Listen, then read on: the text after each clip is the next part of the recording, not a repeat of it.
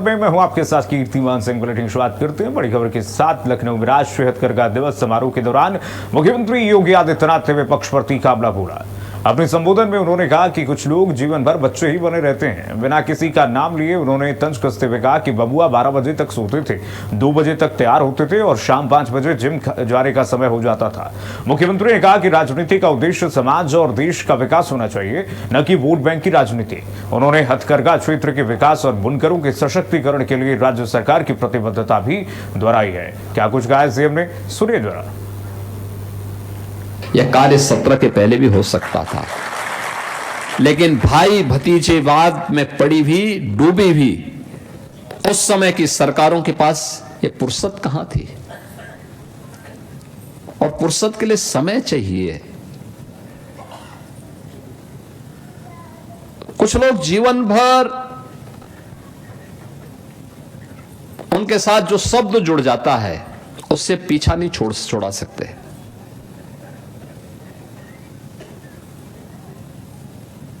कुछ लोग जीवन भर बच्चे ही बने रहते हैं और बबुआ भी यही करते थे। 12 बजे सो के उठते थे, 2 बजे तक तैयार होते थे, 5 बजते बजते उनके जिम जाने का समय हो जाता था और 7 बजे के बाद तो महफिल जम जाती थी। तब तो फिर देश और दुनिया से उनका संबंध ही समाप्त हो जाता था। तो प्रदेश के बारे में कहां से सोच उनके पास थे। आज जब मैं भदोही के अंदर देखता हूं, कालीन के क्लस्टर को देखता हूं,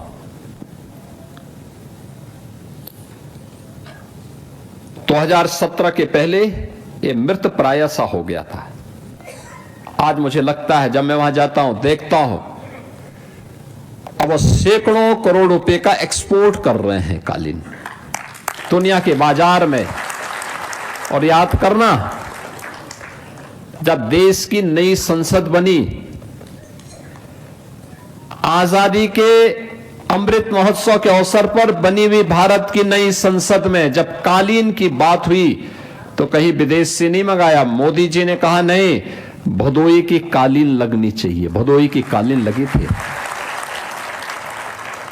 देश की संसद में अलग अलग जगहों पर उत्तर प्रदेश के हस्तशिल्पी और कारीगरों के सम्मान झलकते हुए दिखाई देते हैं। आप पार्लियामेंट के अंदर जाकर के देख सकते हैं, वो आपको दिखाई देगा। हमारा कारीगर, हमारा हस्तशिल्पी जो परिश्रम करेगा, हम जब स्वदेशी उत्पादों को बढ़ावा देंगे, उसको प्रोत्साहित करेंगे, तो भारत का पैसा भारत में ही लगेगा। तो हमारे हस्तशिल्पी के चेहरे पर खुशहाली आएगी, उसके चेहरे पर समृद्धि, उसके जीवन में समृद्धि आएगी। और हमारा प्रयास यही होना चाहिए। हम कहीं जाते हैं, विदेश में बने हुए उत्पाद को नहीं, बल्कि हमारे कारीगर और हस्तशिल्पियों के द्वारा जो उत्पाद तैयार होता है उसी को किसी को गिफ्ट के रूप में उपलब्ध करवाएं। और मुझे बहुत अच्छा लगता है, अब दीपावली हो, होली हो, ईद हो, कोई भी पर्व और त्योहार होता है, किसी के घर में कोई मांगलिक कार्यक्रम होता है, तो लोग उत्तर प्रदेश के अंदर बने हुए उत्पाद को ही भेंट करते हैं। कोई भदोही की कालीन का नमूना लेके आता है, कोई फिरोजाबाद की मूर्ति को लेकर के आता है, कोई पीतल से बने हुए उत्पाद को मुरादाबाद से लेके आता है, कोई हार्डवेयर से जुड़े हुए उत्पाद को लेके आता है, कोई स्पोर्ट्स आइटम युवा के लिए लेके आता है। सब अब यूपी के अंदर बन रहे हैं स्पोर्ट्स का आइटम। मेरठ उसका केंद्र बिंदु बना है। इससे पहले ये दम तोड़ रहा था। कहीं पॉल्यूशन कंट्रोल बोर्ड परेशान करता था क्योंकि उनकी भट्टियां कोयले से जलती थी, केरोसिन से जलती थी। आज हमने पीएनजी पहुंचा दी। आज बिजली के कनेक्शन उनको उपलब्ध करवाए गए हैं। पर्याप्त पावर है। और बढ़ेंगे आगे। यूपी में तिरंगा यात्रा को लेकर के भारतीय जनता पार्टी ने तैयारी शुरू कर दी है। 9 अगस्त को उत्तर प्रदेश के मुखिया योगी आदित्यनाथ अपने आवास पर हर घर तिरंगा यात्रा की शुरुआत करेंगे। बीजेपी अपने शक्ति प्रदर्शन की तैयारी में जुटी हुई है। हालांकि बेसिक शिक्षा विभाग के पूर्व मंत्री डॉक्टर सतीश द्विवेदी ने बताया कि बीजेपी हमेशा राष्ट्र प्रेम और जनता के लिए कार्य कर रही है। ये पहली बार नहीं है कि पार्टी के द्वारा तिरंगा यात्रा निकाला जा रहा है। हम पार्टी के पदाधिकारी और कार्यकर्ता एक साथ मिलकर के देश प्रेम और रैली निकालेंगे।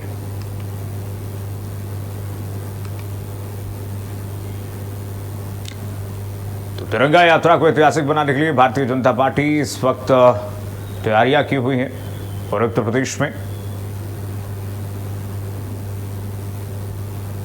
जनता पार्टी का कोई चुनावी अभियान नहीं है। ये कह रहा हूं, जब से हमारे यशस्वी प्रधानमंत्री श्री नरेंद्र मोदी जी ने इस देश की बागडोर संभाली, वो पूरे देश में राष्ट्रभक्ति का भाव भरने का प्रयास करते हैं। उन्होंने ही इस स्वतंत्रता दिवस के समारोह को सरकारी समारोह से आगे बढ़कर जन जन का समारोह बनाया और पिछले कई वर्षों से लगातार ये जो सप्ताह आता है, 15 अगस्त से पहले का एक सप्ताह, घर घर तिरंगा झंडा लगाने का, फहराने का, विभिन्न कार्यक्रम करने का, तिरंगा यात्रा करने का अभियान भारत सरकार भी करती है आदरणीय मोदी जी के नेतृत्व में। और भारतीय जनता पार्टी भी हर स्तर पर, बूथ से लेकर के जिला स्तर पर इस तरह के कार्यक्रम करती है। उत्तर प्रदेश के मुखिया योगी आदित्यनाथ अपने 5KD आवास से 9 अगस्त को हर घर तिरंगा यात्रा की शुरुआत करेंगे। आपको बता दें कि भारतीय जनता पार्टी एक हर घर तिरंगा यात्रा चला करके एक अपने शक्ति का प्रदर्शन करेगी और उत्तर प्रदेश के सभी कार्यकर्ता, नेता और उनके जो संगठन के लोग हैं वो हर घर तिरंगा यात्रा की शुरुआत करेंगे, लोगों को देश प्रेम से जोड़ेंगे और कहीं ना कहीं यह तिरंगा यात्रा 9 अगस्त से लेकर के 14 अगस्त तक चलाया जाएगा और 15 अगस्त ध्वजारोहण के बाद शाम को उन्हीं कार्यकर्ताओं को जिम्मेदारी दी गई है कि हर घर तिरंगा यात्रा में लगाए गए सभी ध्वज को, सभी तिरंगे को वो घर से उतारेंगे। ये कहीं ना कहीं 2027 के चुनाव के पहले भारतीय जनता पार्टी का एक मजबूत शक्ति प्रदर्शन के रूप में देखा जा रहा है। कैमरामैन गौरव के साथ प्रवीण कुमार पांडे, भारत अपडेट। लखनऊ में उच्च शिक्षा मंत्री योगेंद्र उपाध्याय की अध्यक्षता में हुई बैठक में प्रदेश के विश्वविद्यालयों और महाविद्यालयों में नशा मुक्ति अभियान चलाने का फैसला लिया गया है। सभी शिक्षण संस्थानों में रोजाना 2 मिनट की नशा मुक्ति शपथ दिलाई जाएगी। इसके अलावा जागरूकता रैली, मैराथन, भाषण, नाटक और अन्य कार्यक्रम आयोजित किए जाएंगे। शिक्षण संस्थानों के 500 मीटर दायरे में नशीले पदार्थों की बिक्री पर सख्त रोक लगाने के निर्देश भी दिए गए हैं। हॉस्टल, कैंटीन और परिसरों में रोज निरीक्षण किए जाएंगे। नशे की प्रवृत्ति वाले विद्यार्थियों की पहचान कर उनकी काउंसलिंग की जाएगी। अभियान की निगरानी के लिए प्रदेश को 5 जोनों में बांट करके नोडल अधिकारियों की नियुक्ति की गई है। तो 500 मीटर के दायरे को यहां पर तय किया गया है। उच्च शिक्षा मंत्री योगेंद्र उपाध्याय ने अधिकारियों से बातचीत की है, निर्देश दिया उन्होंने कि मानकों का पालन कराया जाए, मानकों को गुणवत्तापूर्ण, ट्रांसपेरेंट तरीके से यहाँ पर पालन कराया जाए। उच्च शिक्षा मंत्री योगेंद्र उपाध्याय ने सभी अधिकारियों से बातचीत की है। शिक्षण संस्थानों में नशा मुक्ति अभियान जो है वो चलाया जाएगा। उत्तर प्रदेश में नशे के खिलाफ शिक्षा विभाग, उच्च शिक्षा विभाग खास करके इस वक्त अलर्ट मोड पर है और नशा मुक्ति की शपथ युवाओं को, छात्रों को, छात्र छात्राओं को दिलाया जाएगा। पूरे शिक्षण संस्थानों में ये नशा मुक्ति अभियान उत्तर प्रदेश के वृहद अभियान चलाने वाली है। उच्च शिक्षा मंत्री, उच्च शिक्षा विभाग की तरफ से रोज ये कहा गया है कि नशा मुक्ति की शपथ दिलाई जाए सभी छात्रों को। बढ़ेंगे आगे। जीआरपी अनुभाग लखनऊ ने ऑपरेशन दहन के तहत बड़ी कार्रवाई करते हुए करीब 2.5 करोड़ रुपए का नशीला सामान नष्ट कराया है। 6 अगस्त को 34 NDPS मामलों में जब्त 26 किलो 323 ग्राम मादक पदार्थ को भस्मक भट्टी में नष्ट किया गया। इसमें 20 किलो 750 ग्राम गांजा, 2 किलो डोडा और 1 किलो 148 ग्राम स्मैक और हेरोइन समेत अन्य नशीले पदार्थ शामिल थे। इस माल की अनुमानित कीमत करीब 2 करोड़ 50 लाख रुपए बताई जा रही है। कार्रवाई के दौरान वरिष्ठ पुलिस अधिकारियों और संबंधित समिति के सदस्य भी मौजूद रहे। तो 26 किलो ज्यादा नशीले पदार्थ नष्ट कराई गई हैं। ऑपरेशन दहन के तहत पुलिस ने बड़ी कार्रवाई की है। बढ़ेंगे। लखनऊ में खाद्य विभाग ने आटा निर्माण इकाइयों पर विशेष अभियान चला करके कार्रवाई की है। 5 टीमों ने कई फ्लोर मिलों का निरीक्षण किया है, जहां से आटा, मैदा और सूजी के 10 सैंपल लिए गए हैं। जांच के दौरान मिल में 950 किलो खराब सूजी नष्ट कराई गई है, जबकि दूसरी मिल से करीब 55 क्विंटल मैदा सीज किया गया। कई प्रतिष्ठानों में साफ सफाई और भंडारण की कमियां मिलने पर सुधार नोटिस जारी किए गए हैं। सैंपल की रिपोर्ट आने के बाद आगे की कार्रवाई की जाएगी। तो खाद्य विभाग की तरफ से बड़ी कार्रवाई की गई है। सैंपल लिए गए हैं, कई जगहों पर छापेमारी की गई है। खाद्य विभाग की तरफ से बड़ी कार्रवाई करते हुए अधिकारियों ने यहां पर सैंपल लिए हैं और सैंपल लैब में भेजे गए हैं। जांच के रिपोर्ट आने के बाद कार्रवाई की गई। इस दौरान खाद्य विभाग की छापेमारी से हड़कंप मच गया। अनियमितताओं पर खाद्य विभाग के अधिकारियों ने लैब में सैंपल भेजे हैं। अनियमितताओं की शिकायत के बाद 950 किलो जो खाद्य सुरक्षा की टीम ने आटे मैदा के जो सैंपल लिए हैं, यहाँ पर आटा मिलों पर खाद्य विभाग की जो छापेमारी हुई है उसकी तस्वीरें हम आपको दिखा रहे हैं। मिलावट की आशंका पर 5 प्रतिष्ठानों की जांच की गई है। एक के बाद एक ताबड़तोड़ छापेमारी की गई है। बढ़ेंगे आगे। आयकर विभाग ने फाइनेंस कंपनी के खिलाफ बड़ा एक्शन लेते हुए शहर के 5 ठिकानों पर सर्वे शुरू किया है। गांधीनगर और संजय प्रेस समेत कई परिसरों में आयकर विभाग की टीमें वित्तीय दस्तावेज और लेन देन की जांच कर रही हैं। कार्रवाई के लिए 30 से अधिक अधिकारियों की 5 टीमें लगाई गई हैं, जो कंपनी के रिकॉर्ड और अन्य महत्वपूर्ण दस्तावेजों को खंगाल रही हैं। पुलिस बल की मौजूदगी में देर रात तक सर्वे जारी रहा। बताया जा रहा है कि कंपनी का संबंध पूर्व की ऐसी इन्वेस्टमेंट कंपनी से जुड़ा हुआ है। आयकर विभाग की इस कार्रवाई से शहर के वित्तीय कारोबार में हड़कंप मचा हुआ है। आयकर विभाग की छापेमारी लगातार यहां पर देखने को मिली है। बताया जा रहा है कंपनी का संबंध पूर्व में सी इन्वेस्टमेंट कंपनी से जुड़ा हुआ है और इसी को लेकर के आयकर विभाग ने छापेमारी की है। तो फाइनेंस कंपनी पर आयकर विभाग की बड़ी छापेमारी। 8 ठिकानों पर आयकर विभाग ने छापेमारी की है। सर्वे का काम किया गया। वित्तीय दस्तावेजों की जांच में अब आयकर विभाग के अधिकारी जुटे हुए हैं, जिसके बाद हड़कंप मच गया है। फाइनेंस कंपनी के रिकॉर्ड खंगाले गए हैं। फाइनेंस कंपनी के संबंध ऐसी कंपनी से बताया जा रहा है। फाइनेंस कंपनी पर आयकर विभाग की छापेमारी के बाद हड़कंप मचा हुआ है। 5 ठिकानों पर आयकर विभाग का यह सर्वे। आगरा में ताबड़तोड़ छापेमारी की गई है। आयकर विभाग के अधिकारियों की तरफ से वित्तीय दस्तावेजों की जांच में आयकर विभाग के अधिकारी जुटे हुए हैं। फाइनेंस कंपनी के रिकॉर्ड भी खंगाले गए हैं। एक एक करके जांच की गई है और 5 कंपनियों के 5 ठिकानों पर आयकर विभाग की इस सर्वे टीम पहुंची थी और वित्तीय दस्तावेजों की जांच में डॉक्यूमेंट्स जो हैं वो खंगाले गए हैं। ये टीमें जांच में जुटी हुई हैं। एक एक करके पूछताछ भी की गई है। वित्तीय अनियमितताओं को लेकर के आयकर विभाग की टीम ने सूचना पर शिकायत के बाद और इन 5 ठिकानों पर छापेमारी की है। वित्तीय डॉक्यूमेंट्स की जांच में आयकर विभाग की टीम ने छापेमारी की है, जांच की है। फाइनेंस कंपनी के रिकॉर्ड खंगाले गए हैं। फाइनेंस कंपनियों के मालिकों से पूछताछ की गई है। फाइनेंस कंपनी के सभी वित्तीय रिकॉर्ड्स जो हैं खंगाले गए हैं। एक एक करके सभी अधिकारियों ने पूछताछ की है। कृष्णा त्यागी हमारे साथ जुड़ गए इसी खबर पर आगरा से। कृष्णा, बताइए, द्वारा छापेमारी हुई है, यहाँ पर रिकॉर्ड खंगाले गए, क्या जानकारी? आयकर विभाग ने कथित तौर पर पैसा और फाइनेंस कंपनी से जुड़े पात्रों पर बड़ी कार्रवाई शुरू की है, जिसमें अलग अलग ठिकानों पर आयकर विभाग की टीम ने छापेमारी की। इसमें गांधीनगर, संजय प्लेस समेत कई परिसरों में वित्तीय दस्तावेज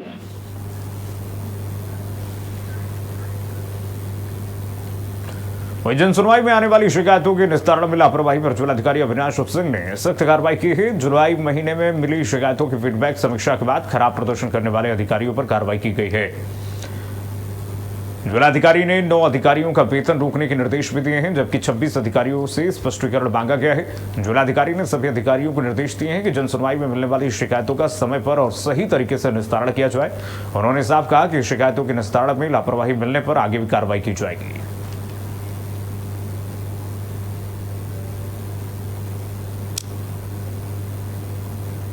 तो यूपी बरेली में जिलाधिकारी ने निर्देश दिया है। आगे बढ़ेंगे। अब खबर बिजनौर से है। बिजनौर में जिलाधिकारी जसजीत कौर ने जलीलपुर ब्लॉक के बाढ़ प्रभावित नारनौर और रायपुर खादर गांवों का निरीक्षण किया है। डीएम ने अधिकारियों को बाढ़ से बचाव और राहत कार्यों की तैयारियों को दुरुस्त करने के निर्देश दिए हैं। इस दौरान ग्रामीणों ने क्षेत्र में तटबंध बनाए जाने की मांग रखी है जिलाधिकारी से। अधिकारियों ने बताया कि फिलहाल इलाके में बाढ़ जैसी गंभीर स्थिति नहीं है। वहीं चांदपुर हस्तिनापुर मार्ग पर बारिश और बाढ़ के पानी की निकासी के लिए 14 पुलिया और गाइड बांध निर्माण का प्रस्ताव तैयार किया गया है। इस दौरान जिलाधिकारी ने सभी अधिकारियों को 24 घंटे 7 दिन अलर्ट मोड पर रहने के निर्देश भी दिए हैं।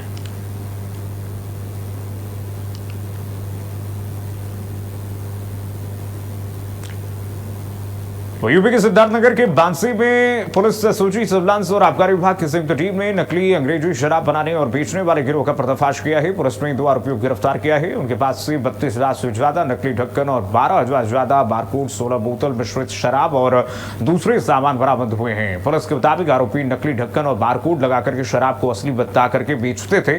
मामले में आबकारी अधिनियम समेत कई धाराओं में केस दर्ज किया गया है। पुलिस गिरोह से जुड़े दूसरे आरोपियों की तलाश कर रही है। कार्रवाई करने वाली टीम को 20,000 रुपए का इनाम भी दिया गया है। और बढ़ेगा आगे अब खबर यूपी के देवरिया से। देवरिया पुलिस ने साइबर ठगी करने वाले गिरोह के खिलाफ बड़ी कार्रवाई की है। ऑपरेशन साई वज्र के तहत पुलिस ने साइबर ठगी और डिजिटल करेंसी के जरिए धोखाधड़ी करने वाले 4 आरोपियों को गिरफ्तार किया है। पुलिस के मुताबिक आरोपी फर्जी दस्तावेज, म्यूल बैंक खातों और क्रिप्टो ट्रेडिंग के जरिए लोगों को ठगी का शिकार बनाते थे।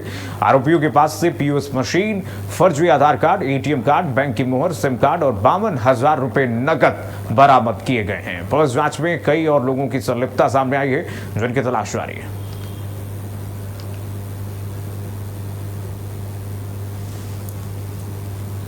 जनपद देवरिया के थाना गौरी बाजार पर दिनांक 3 अगस्त 2026 को पवन वर्मा उर्फ पप्पू वर्मा निवासी साकेत नगर द्वारा एक अभियोग इस राफेल व उसके 4-5 सहयोगियों के विरुद्ध पंजीकृत कराया गया था। उक्त मुकदमे की पूछताछ व विवेचना के दौरान यह ज्ञात हुआ कि पवन व उसके अन्य सहयोगी साइबर फ्रॉड का पैसा म्यूल अकाउंट में मंगाते हैं तथा उसी साइबर फ्रॉड के पैसे से डिजिटल करेंसी की खरीद फरोख्त कर अवैध धन अर्जित करते हैं।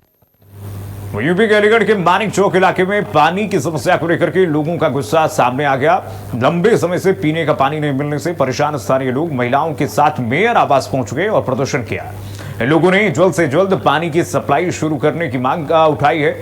कई घंटे चले प्रदर्शन के बाद मेयर ने लोगों को समस्या का समाधान का भरोसा दिया है। इसके बाद लोग शांत हुए। मेयर ने नगर निगम अधिकारियों से बातचीत करके पानी की समस्या को जल्द से जल्द दूर करने के निर्देश भी दिए हैं। तो यूपी के अलीगढ़ में लंबे समय से लोग पानी की समस्याओं से जूझ रहे थे। इस दौरान उनका गुस्सा फूट पड़ा है। मेयर ने आश्वासन दिया है। आश्वासन के बाद लोग शांत हुए हैं। हम 5-6 दिन से नल नहीं आ रहे, नाल की इतनी प्रॉब्लम हो रही है। यहाँ पर मेरे साहब के यहाँ से प्रॉब्लम लेके आए। मेरे साहब ने बोला शाम तक सही हो जाएगी। और उन्होंने बोला है वहाँ गांधी पार्क में भी कई बार गए, लेकिन वहाँ पर किसी की वो चलने नहीं दे रहे। कभी तो कह रहे हैं बाल खराब हो गया, कभी कह रहे मोटर खराब हो गई, कभी कुछ झूठ बोल रहे, कभी कुछ झूठ बोल रहे हैं। तभी आप प्रशांत सिंघल जी के आवास पे आए हैं, आपने नारेबाजी भी की है। हाँ, नारेबाजी करी है। उन्होंने हमें वास्ता दिया शाम तक नल सही नहीं होते हैं तो मैं सुबह आज 11:30 बजे मैं खुद आऊंगा वहाँ पर। सही नहीं करेंगे, देखो फिर क्या करते हैं। अब आगे देखे क्या होगा, फिर हड़ताली करनी पड़ेगी हमें। पूरी पब्लिक परेशान है पानी के बगैर। कब से पानी नहीं आया? ये कम से कम 8-10 दिन हो गए आज। हम 5-6 यूपी के फिरोजाबाद के वार्ड नंबर 29 में गली निर्माण की मांग को लेकर के स्थानीय लोगों ने नगर निगम के खिलाफ प्रदर्शन कर दिया। लोगों का कहना है कि लंबे समय से गली का निर्माण नहीं हुआ है, जिससे उन्हें परेशानियों का सामना करना पड़ रहा है।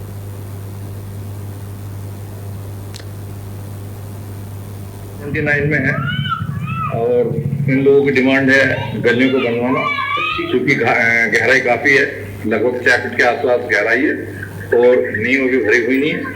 हालांकि हम लोगों के यहाँ से टेंडर इसका कॉल हो गया है और टेंडर अंतिम चरण में है। टेंडर फाइनल होने के बाद और इनकी सब नींव बनवाने के डायरेक्शन यहाँ पे दे दिए लोगों को और इनकी जैसे ही नींव भर जाए।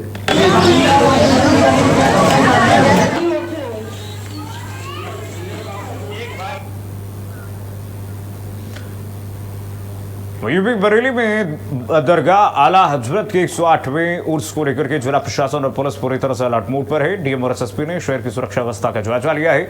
उर्स के दौरान सुरक्षा के लिए 3,000 से ज्यादा पुलिसकर्मियों के साथ पीएसी और आरएएफ के जवानों की तैनाती की गई है। संवेदनशील इलाकों में पुलिस की विशेष निगरानी रखी जा रही है।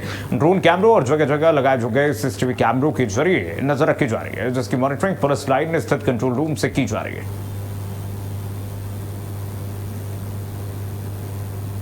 तस्वीरें आपको दिखा दें, ड्रोन और सीसीटीवी से निगरानी की जा रही है। पुलिस इस वक्त फ्लैग मार्च भी कर रही है। और अब खबर यूपी के मेरठ से। कांवड़ यात्रा को लेकर के मेरठ में प्रशासन तैयारियां पूरी कर ली हैं। कांवड़ियों का जल लेकर के आगमन शुरू हो गया है और कल शाम से ही कांवड़िए शहर में दिखाई देने लगे हैं। सुरक्षा व्यवस्था को लेकर के पुलिस प्रशासन पूरी तरह से अलर्ट मोड पर है। अधिकारी लगातार कांवड़ शिविरों का निरीक्षण कर रहे हैं, व्यवस्थाओं का जायजा ले रहे हैं और कांवड़ियों से उनकी समस्याओं की जानकारी भी ले रहे हैं। मेरठ एसएसपी अविनाश पांडे ने बताया कि यात्रा को लेकर के सभी तैयारियां पूरी कर ली गई हैं और किसी भी तरह की कमी न रहे, इसके लिए लगातार अधिकारी निगरानी कर रहे हैं। सभी शिविरों में पुलिसकर्मियों की तैनाती की गई है, जबकि सीसीटीवी कैमरों और ड्रोन के जरिए पूरे इलाके पर नजर रखी जा रही है। कांवड़ियों की सुविधा को देखते हुए हाईवे को 1 वे कर दिया गया है, ताकि यात्रा के दौरान किसी तरह की कोई परेशानी न हो। चाहे डीजे के संचालक हों, चाहे झांकियों के चालक हों, उन सभी पर भी एक पुलिसकर्मी की स्थापना की गई है। उनकी आपस में वार्ता हो रही है, जिससे कोई भी छोटे से छोटा इशू यदि आ रहा है तो उनके द्वारा अवगत कराया जा रहा है। उसके अलावा जो हमारा integrated command and control centre है, उसमें जो भी इनपुट जनरेट हो रहा है उसका शीघ्र समाधान कराया जा रहा है। और ये बताते हुए बड़ा खुशी की बात है कि जो भी इनपुट्स हमारे पास में आए हैं 3 मिनट से कम समय में, न केवल पुलिस विभाग में बल्कि किसी भी विभाग से संबंधित समस्या का निस्तारण 3 मिनट से कम समय में हम लोगों के द्वारा कराया गया।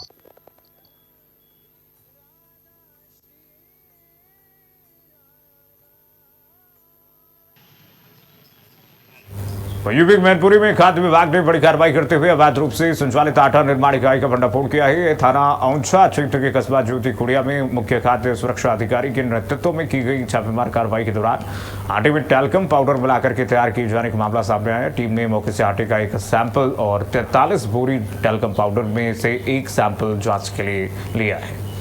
कार्रवाई के दौरान करीब 2150 किलोग्राम मिश्रित टैल्कम पाउडर जब्त किया गया है, जबकि 32,250 बोरी आटा सीज कर विक्रेता की अभिरक्षा में दे दिया गया है। अवैध रूप से संचालित होने की वजह से मिल को तुरंत बंद करा दिया गया है। मुख्य खाद्य सुरक्षा अधिकारी मामले में संबंधित थाने में मुकदमा दर्ज कराया है।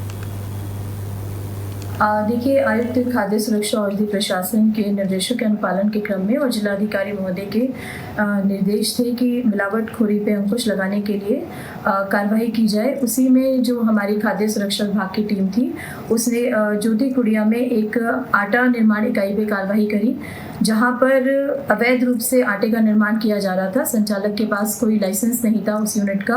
दूसरा, आटे में वो टैल्कम पाउडर की मिलावट कर रहे थे, तो मौके पर वहाँ पर नमूने लिए गए टैल्कम पाउडर के एज एन एडल्ट्रेंट और आटे के नमूने लिए गए। साथ ही उनका जितना भी स्टॉक था वो सीज किया गया।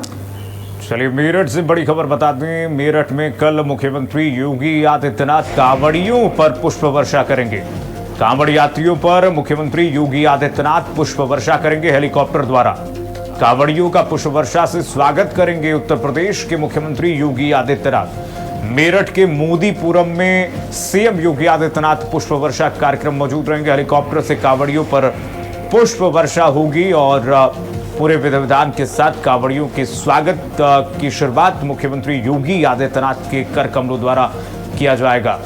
सीएम योगी आदित्यनाथ कांवड़ यात्रियों का कल स्वागत करेंगे। मेरठ के मोदीपुरम में पुष्प वर्षा का कार्यक्रम है। हेलीकॉप्टर द्वारा सीएम योगी आदित्यनाथ सभी कांवड़ियों का स्वागत करेंगे।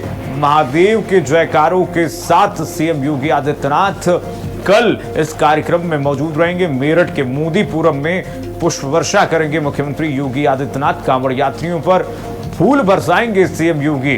कांवड़ियों का पुष्प वर्षा फूल बरसा करके स्वागत करेंगे उत्तर प्रदेश के मुख्यमंत्री योगी आदित्यनाथ। अभय शर्मा हमारे साथ सीधे मेरठ से जुड़ गए हैं फोन लाइन पर तमाम जानकारी के साथ। अभय, क्या जानकारी है? मुख्यमंत्री कल पहुंचेंगे, कितने बजे कार्यक्रम है? अभय, आवाज मिल पा रही है क्या? जी, अभय, कल मुख्यमंत्री पुष्प वर्षा कार्यक्रम मौजूद रहेंगे, क्या जानकारी है? बिल्कुल हर वर्ष की भांति इस वर्ष भी कांवड़ यात्रा में मुख्यमंत्री मेरठ पहुंचेंगे। मोदीपुरम में उनके लिए स्टेज लगाया गया है। बाकायदा सारे अधिकारियों ने वहां का जायजा भी लिया है, किसी भी तरह की कोई परेशानी ना हो। और एक टेंट लगाया गया है, क्योंकि बारिश का मौसम है तो इसको लेकर वाटर प्रूफ टेंट लगाया गया है। मुख्यमंत्री मेरठ पहुंचेंगे और साथ में हवाई हेलीकॉप्टर से भी पुष्प वर्षा कांवड़ियों की होगी और साथ में उस मंच पर खड़े होकर जैसे पिछले वर्ष उन्होंने किया था, इस वर्ष भी कांवड़ियों पर पुष्प वर्षा मुख्यमंत्री आकर करते हुए नजर आएंगे। मुख्यमंत्री के साथ तमाम जो मंत्री हैं, विधायक हैं, वो भी इस मंच पे रहेंगे। और ऐसे में साफ तौर पर इस तरह से ये यात्रा और साफ तौर पर आदेश है कि यात्रा में किसी कांवड़ियों को परेशानी ना हो और कोई दिक्कत ना हो, उसके लिए प्रशासन अलर्ट है। सुबह से और रात तक जो तमाम मालाधिकारी हैं वो कांवड़ पटरी मार्ग पर है। ऐसे में कह सकते हैं कि अब कांवड़ियों का जो जत्था है हरिद्वार से काफी संख्या में अब मेरठ में पहुंच चुका है। पहले शहर में कांवड़ी नहीं थे, अब शहर में भी कांवड़ियों का जत्था आने लगा है। ऐसे में कल मुख्यमंत्री पहुंच रहे हैं और कांवड़ियों का स्वागत करेंगे। जी, पुष्प वर्षा के लिए हेलीकॉप्टर द्वारा तिथि निर्धारित की गई है। 7, 9 और 16 तारीख को तिथि है। और कितने बजे से होगा ये पुष्प वर्षा? बिल्कुल यही अनुमान लगाया जा रहा है कि कल दोपहर बाद ही यहाँ पहुंचेंगे, क्योंकि उनका प्रोग्राम बागपत का भी हो सकता है, सहारनपुर भी जा सकते हैं। तो ऐसे में जो शाम दोपहर बाद ही मुख्यमंत्री का यहाँ मेरठ पहुंचने का अंदाज लगाया जा रहा है। ऐसे में दोपहर बाद वो सीधे हेलीकॉप्टर से या फिर जो मेरठ में हवाई पट्टी है वहां उतर सकते हैं और वहां से बाय कार मौजूपुरम जा सकते हैं। ऐसे में साफ तौर पर प्रशासन अलर्ट मोड पर है, तमाम तैयारियां पूरी कर ली है और जिस तरह से मुख्यमंत्री ठीक है, बहुत शुक्रिया तमाम जानकारी साझा करने के लिए। तो कल मुख्यमंत्री मेरठ में रहेंगे और पुष्प वर्षा कार्यक्रम मौजूद रहेंगे। चलिए फिलहाल के लिए देश के उत्तर में इतना ही। खबरें लगातार जारी देखते रहिए भारत अपडेट।